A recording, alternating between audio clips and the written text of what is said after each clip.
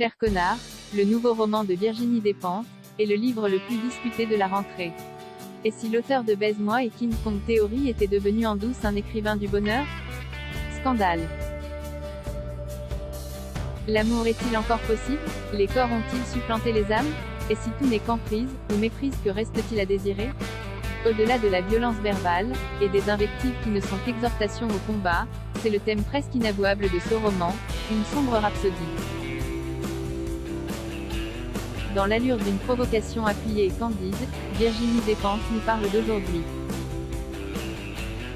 Sans aménité, à la faveur d'une relation épistolaire, d'abord hostile puis douce, entre une actrice d'un certain âge et un écrivain MeToo, ce accent aigu entrecoupé d'un monologue vengeur, elle nous informe, c'est gentil, de ce qui ne tourne pas rond dans la métaphysique des mœurs. Cher connard, avec un titre pareil, on sait d'emblée qu'on n'est pas dans un roman de Marguerite Yourcenar. Des souvenirs pieux? Non merci. Tressaillir et méditer devant des stèles, la barbe. Plutôt vomir. Rôter sa mélancolie. Cracher en direction d'une étoile. On voit que l'ambition n'est pas mince. Le résultat est parfois cocasse, presque touchant. Nous sommes quelque part en France, loin des beaux quartiers. Des motifs à fleurs, la pandémie, l'alcool, l'addiction, l'homosexualité, le viol. Oh, les jolies choses. Cela permet à l'auteur de nous renseigner sur ses préférences. Sachez d'abord qu'elle n'est pas contente car il y a de gros ratés dans notre vision du progrès, tant dans la famille que dans les rapports de classe et de sexe, chez les féministes, et même à la SNCF. Vous ne trouvez pas? On croit toujours que Virginie Despentes se lâche, qu'elle cède à des humeurs, qu'elle improvise. Non, c'est un écrivain systématique. Un cavalier seul. Longtemps elle s'est crue maudite et abandonnée. Aujourd'hui elle se sent élue, femme, unique. Ah, les artistes. Parfois, elle débloque, elle devient hargneuse ou bien LPE accent aigu TR artiste dans l'abjection. On se souvient de sa déclaration d'amour au frère Kouachi dans Les Un Rock en 2015. Beau, magnifique, viril, vraiment. Virginie Despentes écrit avec un harpon. Est-ce sa faute si l'époque est injurieuse? L'auteur nous met le nez dedans, elle s'en excuserait presque.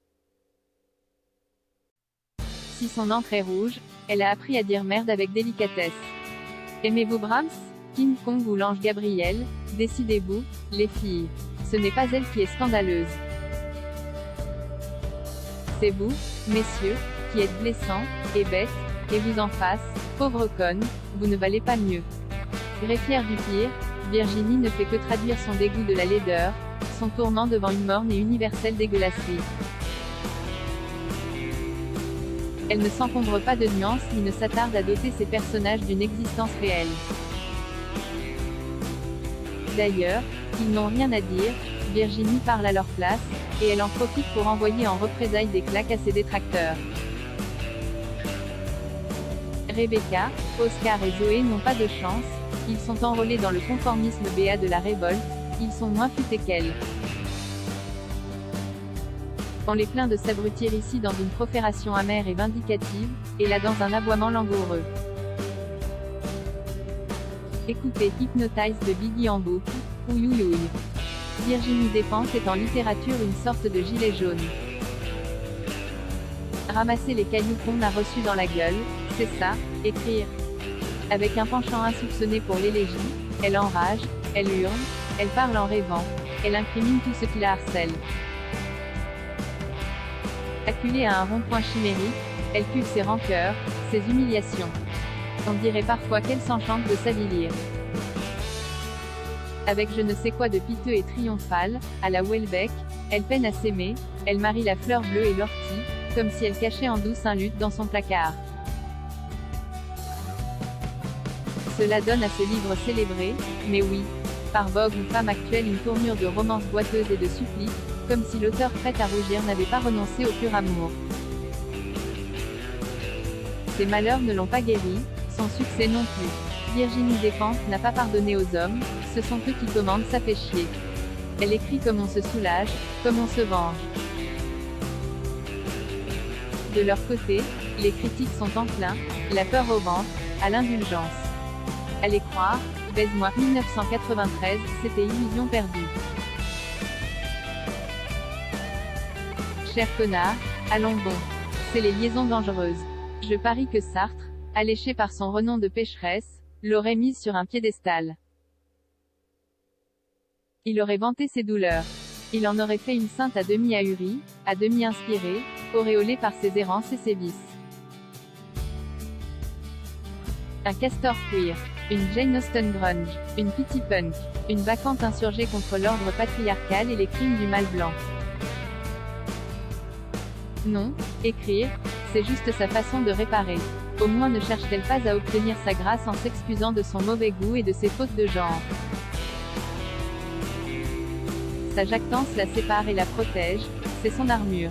Au fil des pages, pourtant, la noirceur s'estompe, la colère s'apaise, le ton s'adoucit. Et si Virginie était devenue à son corps défendant un écrivain du bonheur, longtemps fui, moqué, désiré? Et si elle était finalement promise à embellir ce qu'elle fut? Du coup, on s'interroge. Quel est ce jargon sublime? D'où vient cette voix? Cette impérieuse régence de l'esprit parisien, cette quête éperdue de la distinction, ce féminisme féroce, ce vin brio, ces pamoisons, bref cette littérature de dame, cela s'appelait jadis, la préciosité le contraire de la barbarie. Virginie Despentes, une mademoiselle de Scudéry à l'ère des tweets? Cher connard price, 22,24€ cède et new available from 16,50€.